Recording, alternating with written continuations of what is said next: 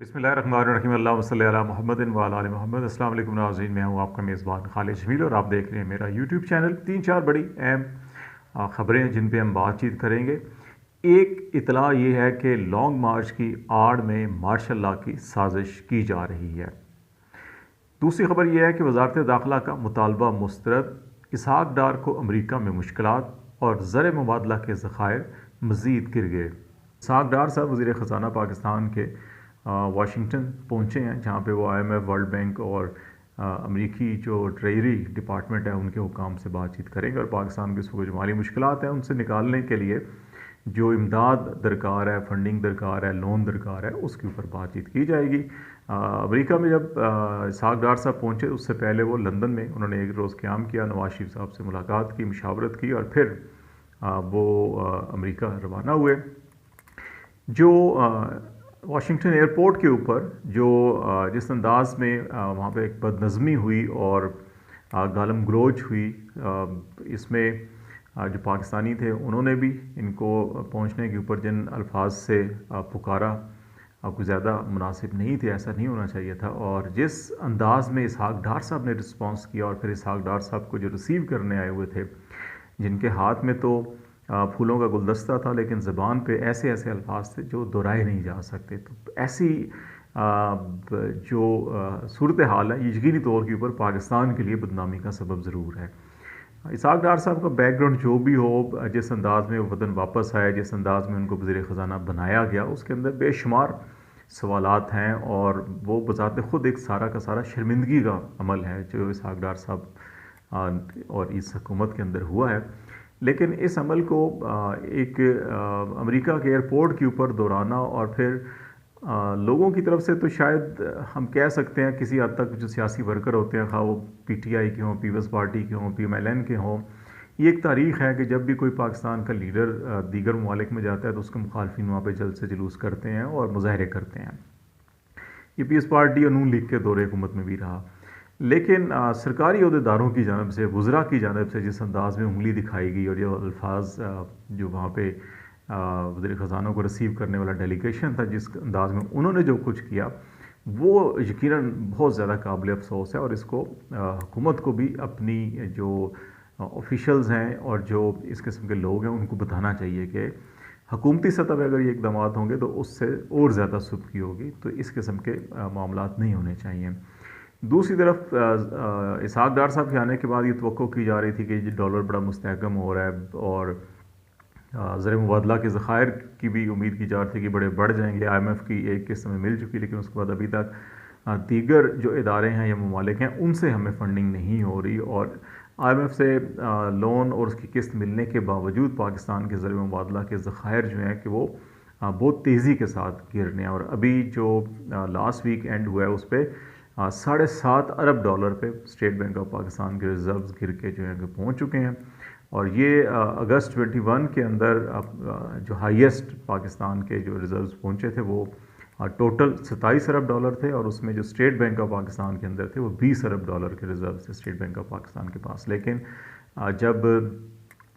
मार्च में तहरीक अदम-ए-एतमाद पेश हुई और मार्च से लेकर अप्रैल तक एक महीना जो गुजरा था उसमें बहुत तेज़ी के साथ कोई $5 से $6 अरब जो है कि वो निकला था यहाँ से, जो अदम एतमाद था बेसिकली इन्वेस्टर्स का जो रजीम चेंज हो रही थी पाकिस्तान में उसके ऊपर। लोगों ने इसको बहुत कम ऑब्ज़र्व किया लेकिन वो एक्चुअली अदम एतमाद इस रजीम चेंज सारी की सारी जो सिचुएशन थी उसके ऊपर था। तो इस तरफ जो है कि तवज्जो देनी होगी। हमारे फॉरेन रिजर्व्स कम हो रही है, एक्सपोर्ट्स कम है और लेकिन इंटरेस्टिंगली डॉलर को जिस अंदाज में मैनेज किया जा रहा है वो बज़ाते ख़ुद एक बहुत बड़ा सवाल है। इस पर भी हम पूरा एक अलग से प्रोग्राम करेंगे। लेकिन इसके ऊपर जो है फोकस करना पड़ेगा हमें पाकिस्तान को, क्योंकि जो इकनॉमिक एक्सपर्ट्स हैं वो ये कह रहे हैं कि जी कि $7 अरब का मतलब है पाकिस्तान को बमुश्किल 1 अरब की इंपोर्ट्स की एक माह की इंपोर्ट्स की अदायगियों का जो है कि बिल बमुश्किल पूरा किया जा सके। अगर मज़ीद फंडिंग ना हुई तो पाकिस्तान को बहुत शदीद जो है वो माली मुश्किलात हो सकती हैं। वज़ारत दाखिला का मुतालबा मुस्तरद हुआ। ये इलेक्शन कमीशन ऑफ पाकिस्तान में वज़ारत दाखिला ने जो अभी 16 अक्टूबर को ज़िमनी इलेक्शन होने जा रहे हैं उससे कोई 48 घंटे पहले एक और पटिशन फाइल कर दी और कहा जी कि दहशत गर्दी का ख़तरा है तो इसलिए इलेक्शन मुलतवी कर दिया जाए। इससे पहले سندھ حکومت نے سیلاب کی جواز بنا کر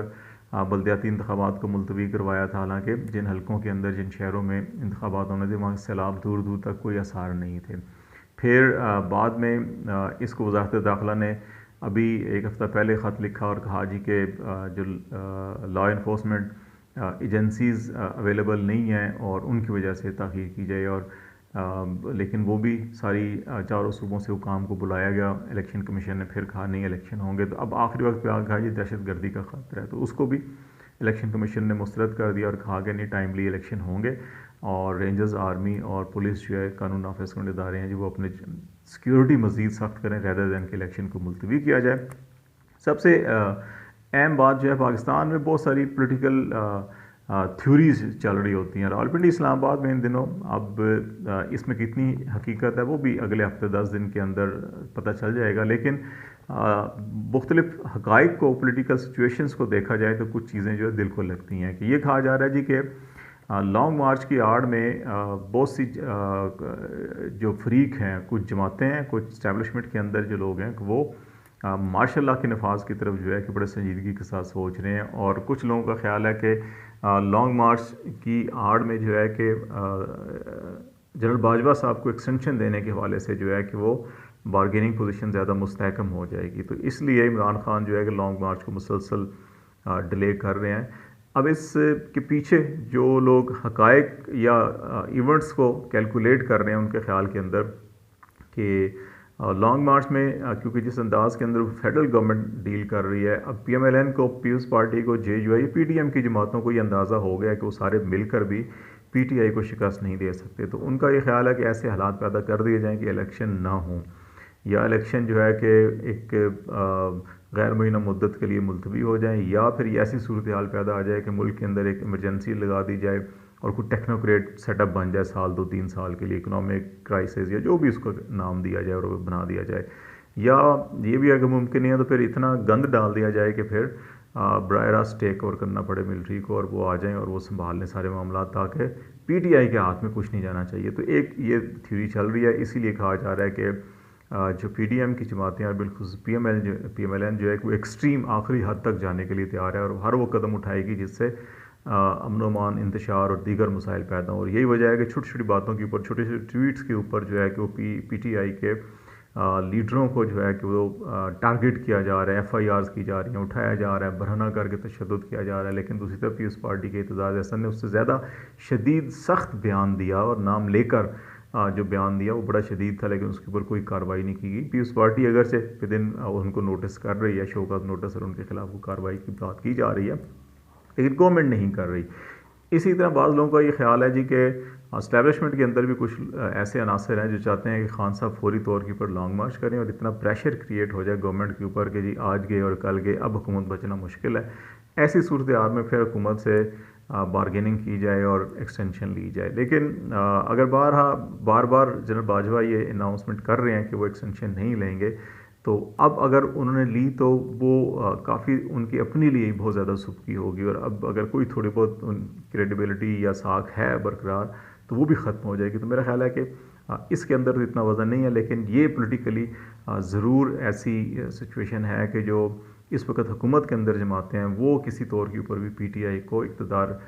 منتقل کرنے یا الیکشن کی طرف جانے کے لیے تیار نہیں ہے، کہ ان کو ہر جگہ سے اپنی شکست نظر آ رہی ہے، تو اس لیے وہ چاہتے ہیں کہ حالات اس طرف لے کے جائیں کہ کسی کے ہاتھ میں کچھ نہ آئے۔ تو لیٹس سی آنے والے دنوں کے اندر کیا ہوتا ہے۔ فی الحال خالد جمیل کو اجازت دیجیے، اللہ حافظ۔